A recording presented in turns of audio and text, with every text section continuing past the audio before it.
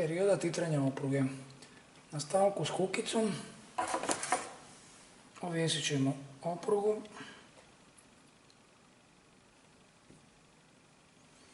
a na oprugu ćemo ovjesiti uteg manje mase od 50 grama.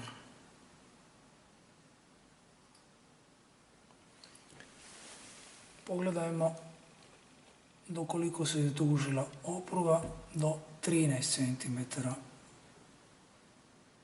13,5. Sada ćemo izdužiti oprugu za još nekoliko centimetara, 15, 15,5, 16. 3, 2, 1, 0.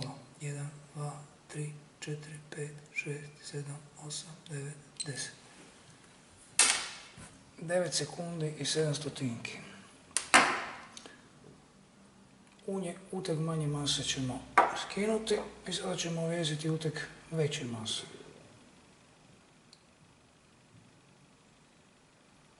Od 100 grama. Vidimo da se opruga više izdužila do punih 18 cm. Sad ćemo izdužiti još za 1, 2, 3 cm i mjeriti vrijeme.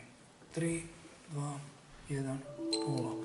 1, 2, 3, 4, 5, 6, 7, 8, 9, 10.